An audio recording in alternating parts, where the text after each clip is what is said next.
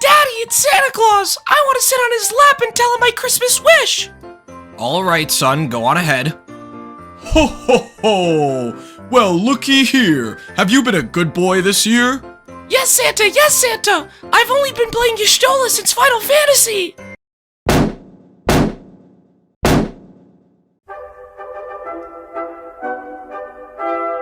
With 2025 coming to a close, I just gotta say, what a year we've had. With the holidays around the corner and new commanders dropping faster than Avatar: The Last Airbender collector box prices, how on earth could we ever keep track of which commanders are the worst? Good thing you have your friendly neighborhood YouTuber to give his pair of pennies when no one asked. By using complex mathematical equations and the EDH rec page, I proudly present the most biased list of opinions since the banning of Jeweled Lotus and Dockside. Note, every commander on this list is newer besides one Duskborn commander. Stay till the end to hear my new least favorite commanders. Coming in at the 24th most popular new commander from 2025, we have Tival, the Ballad Scale. Sultai. Oh, Sultai. Anything with Simic is bad, but when you throw in one of the strongest colors in Magic, you get a value pile in the command zone. Whenever Tival attacks, he mills 3 cards and then returns a land onto the battlefield,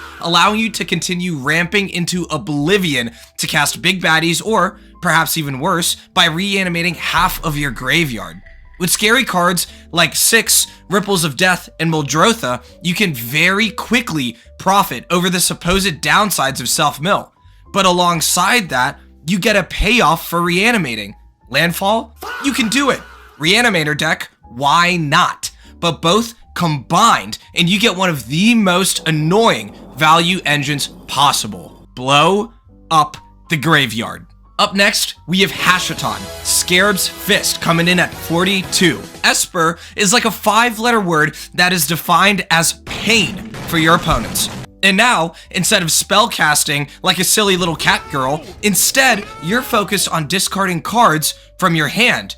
And with Hashaton in the command zone, you get to return those cards back to the battlefield as 4/4 zombies. Surely, there isn't anything broken or silly we can do with Hashaton, right? Some notable cards include creatures or enchantments that allow you to discard cards from your hand or profit off of it in some way. Cards like Archfiend of Ifnir, Likeness Looter, Psychic Frog, Tortured Existence. These kinds of engine enablers will allow you to reuse the crazy creatures that you discard for a frankly interesting reanimator / self-discard deck. You're alright in my book, you Egyptian racing mummy. Azula, add red's mana when she attacks and copy spells casted while she is attacking. Add in 1 flash enabler and all of a sudden your opponents are crying. This isn't even mentioning the fact that she's in Grixis colors. Grixis! You're talking about the most toxic color combination behind Esper. You got notable cards like Redirect Lightning, The Last Agni Kai, or smaller cards like Big Score, Frantic Search. All of these spells getting copied give you ridiculous value and make Firelord Azula something to truly fear. Next up, we have the Blind Bandit, coming in at number 94, Toph the First Metal Bender. She gives your artifacts the quality of lands, which is, a quick aside, a great flavor move from Wizards of the Coast.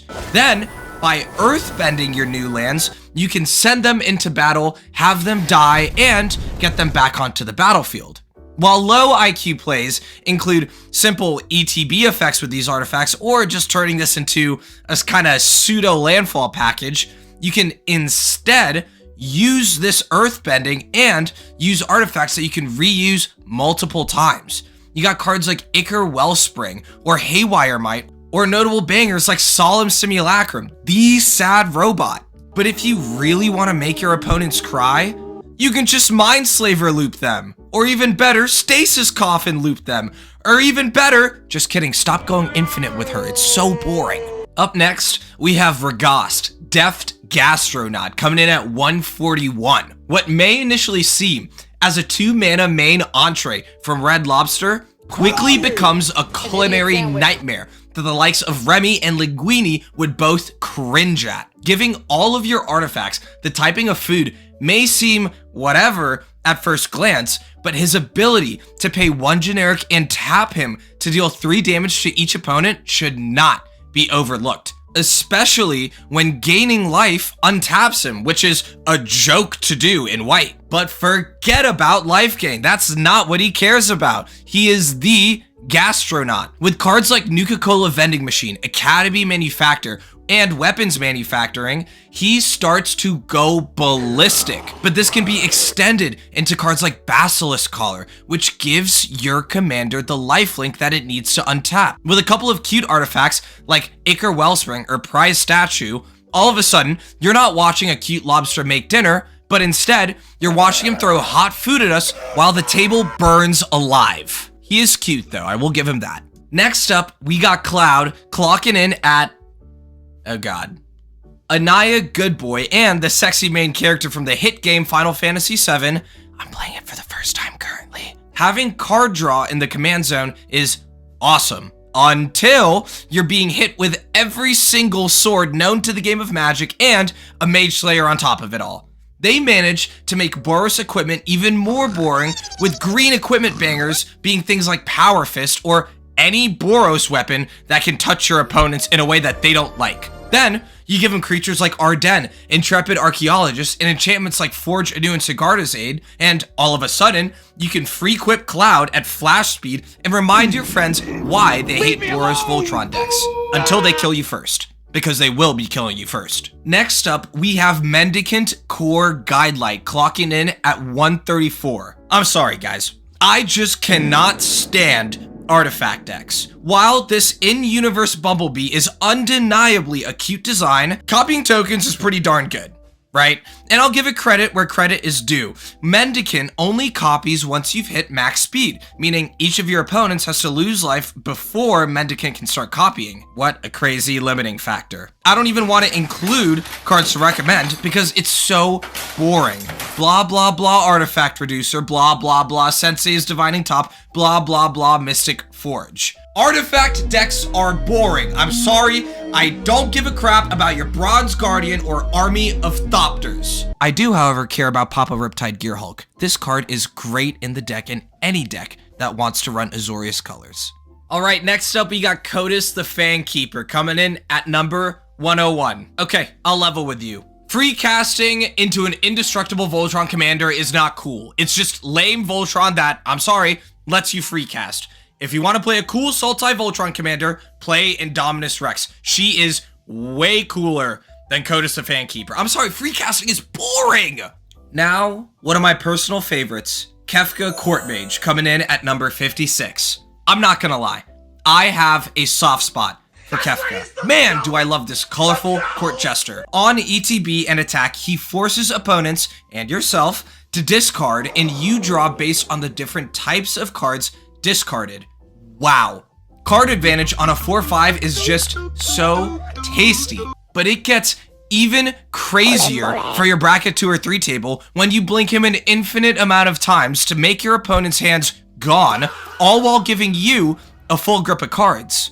That was a joke. Don't play discard in lower brackets or you'll be shunned from your group faster than a colorless deck can mag dump every single game changer in their deck on turn 1. Look, I love Kefka. You can build him as discard synergy, blink synergy, or even better, CEDH. With card advantage in the command zone and having access to Grixis, you get a lot of goodies with this guy. Oh yeah, and his backside, it goes infinite with a ham sandwich. Next up, we have Sephiroth, Fabled Soldier, coming in at number 60. Sephiroth! Boom, emblem. Are you happy with a creature giving you an emblem? Isn't it just awesome? Isn't it incredibly balanced? Are you just fulfilled as a person? We all hate you and judge you when you walk into your LGS. Next, we have Arabella coming in at number 71. And yes, I know she didn't come out this year, but I do still think she deserves a spot in the limelight. I'm not gonna lie, I built her when I was terrible at Magic the Gathering, but did she still destroy the table? Absolutely. Now, with cards like Firebender Ascension and previous cards like Welcoming Vampire and Enduring Innocence, you become a token value pile. This becomes even better with cards like Impact Tremors to further profit off of the small cuties entering the battlefield, but it can be taken to another notch with 30 Hair, Appearance, and a Delny in the deck. Oh, the joys of tokens. My main gripe is that she is just so damn creepy looking, but compared to some of the other cards in Duskborn, she is way better designed. And now, ladies and gentlemen, for my personal top 3 least favorite commanders of 2025. Vivi coming in at number 20. Do I even need to say anything that hasn't been said before with Vivi? He got banned in Standard, became a notable include in some CEDH lists, and makes your opponents shake just by existing. Why? Because one Curiosity or Ophidian Eye, and you're casting every single cantrip in your deck, burning the table, and making Vivi juicier every time you consider an opt. But with cards like the brand new Longshot Rebel Bowman or Harmonic Prodigy, you're now just making everyone cry. Do you enjoy having a commander that just gives you a win? Do you even have friends anymore? Then we got Hearthhull, the World Seed, coming in at rank 81. I may just be personally biased against this because I got Bajuka Bog looped with my Iroh deck. I don't care. This is a boring landfall deck with Tanuk in the command zone. Every landfall infinite works here, except it's just dressed up in a cooler way because, oh my god, you can sacrifice lands. Except, oh wait, it's not cool in any way, because with a card like Mossborn Hydra or Scoot Swarm, your friends will just eat their cards. But it gets even better with Lord Windgrace out because you can loop Bajuka Bog! Isn't that just great? And now, for my number 1 most hated commander of 2025. If you've watched my videos before, you know who's gonna be sitting up here. We got Y'shtola Knights Blessed. She got shot in the introduction for a reason. What may initially seem as a cute little cat girl that's focused on life loss and casting non-creature spells, she has quickly become the number 11 most popular commanders on EDH Rec for good reason. One would think you cap this off at a couple of instants on your friend's turns, but one propaganda and Ophidian Eye later, and you're drawing half of your deck, burning your opponents for 1,000,000 life, and blinking Thran Dynamo to keep your loop going. Once you have a couple of cost reducers and life pings out, your opponents quickly realize that they're not playing Magic anymore, but instead waiting for you to say, in response, and watch as their life totals whittle down. Good job. You just made mono blue control even worse. You gave it a win con. And that, right there, ladies and gentlemen, is my completely unbiased, extremely correct, and never wrong list of the commanders I hated looking at the most for this year. And if you disagree, that's fine. You're allowed to be wrong. Please let me know down in the comments below which commander you think should have made the list or which one personally ruined your playgroup in 2025. And if you enjoyed this video, feel free to hit the like button because it helps the channel a ton. And if you want more commander roastings, deck techs, or things that will get you absolutely targeted at your LGS, subscribe and feel free to hit that bell icon. You can also follow me on my other social medias. I post other Magic the Gathering nonsense, polls, and unfiltered opinions that don't always make it into the videos. Links are below. I've also got a Discord if you want to talk about Magic, share deck lists, argue about tutors, or complain about the landfall decks with people who share and understand your pain. And if you really want to support the channel, feel free to check out the Patreon. And before the year ends, I will be doing a live stream for the aforementioned patrons, so make sure that you're subbed so you don't miss it. Thanks for watching, y'all. Happy holidays. And remember, if you sit on Santa's lap and ask for a broken commander,